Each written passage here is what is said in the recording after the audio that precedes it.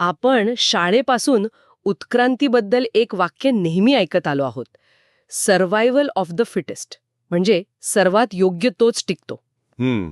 हे ऐकल्यावर असं वाटतं की उत्क्रांती म्हणजे एक मोठी स्पर्धा आहे, जिथे सर्वोत्तम गुण असलेले जीवच नेहमी जिंकतात.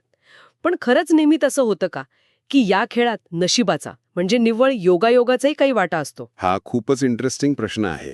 आज आपल्याला मिळालेल्या काही स्रोतांच्या आधारे आपण उत्क्रांतीच्या अशाच एका पैलूवर सविस्तर चर्चा करणार आहोत, जो अनेकदा दुर्लक्षित राहतो.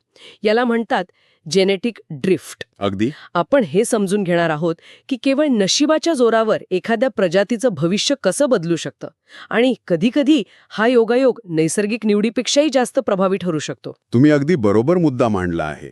जेनेटिक ड्रिफ्ट हा उत्क्रांतीचा एक शक्तिशाली पण तितकाच विक्षिप्त घटक आहे. विक्षिप्त. हो, कारण नैसर्गिक निवडीमध्ये कसं पर्यावरणाशी जुळवून घेणारे गुणधर्म निवडले जातात. बरोबर. पण जेनेटिक ड्रिफ्टमध्ये असं काहीही नाहीये. ही एक लॉटरी आहे. अच्छा. इथे निव्वळ अपघाताने काही जनुकीय प्रकार, ज्यांना आपण ॲलिल्स म्हणतो, ते पुढच्या पिढीत जातात. आणि गंमत म्हणजे लहान लोकसंख्येमध्ये या लॉटरीचा प्रभाव प्रचंड असतो. चला, मग ही लॉटरी नक्की कशी काम करते तेच समजून घेऊया. स्रोतांनुसार जेनेटिक ड्रिफ्ट म्हणजे लोकसंख्येतील ॲलिल्सच्या फ्रिक्वेन्सीमध्ये, म्हणजे त्यांच्या प्रमाणामध्ये. हो, त्यांच्या प्रमाणामध्ये होणारा एक रँडम बदल. पण याचा नेमका अर्थ काय? सोप्या भाषेत सांगायचं झालं तर, समजा एका बागेत 100 किडे आहेत. त्यातले 50 लाल आहेत आणि 50 हिरवे. ठीक आहे. आता योगायोगाने कोणीतरी त्या बागेतून चालत गेलं आणि नकळतपणे 10 किड्यांना चिरडून गेलं. आणि योगायोगाने त्या 10 पैकी 9 किडे लाल रंगाचे होते आणि फक्त एक हिरवा. अरे देवा. आता त्या बागेत 41 लाल आणि 49 हिरवे किडे उरले. पुढची पिढी या उरलेल्या किड्यांपासून तयार होईल. म्हणजे लाल आणि हिरव्यांचं प्रमाणच बदललं? अगदी. इथे लाल किडे कमी फिट होते म्हणून नाही मेले, तर ते फक्त चुकीच्या वेळी चुकीच्या ठिकाणी होते. हाच आहे जेनेटिक ड्रिफ्ट.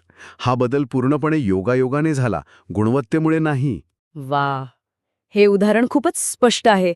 म्हणजे जेनेटिक ड्रिफ्टमध्ये जगण्याचा किंवा प्रजननाचा कोणताही फायदा तोटा विचारात घेतला जात नाही. अजिबात नाही. पण तुम्ही म्हणालात की लहान लोकसंख्येमध्ये याचा प्रभाव जास्त असतो, असं का?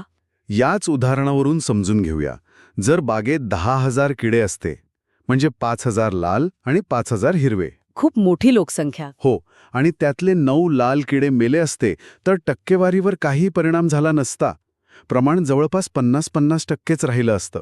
बरोबर, फरकच पडला नसता. पण 100 किड्यांच्या लहान लोकसंख्येत 9 लाल किड्यांचा मृत्यू हा खूप मोठा बदल घडवून आणतो.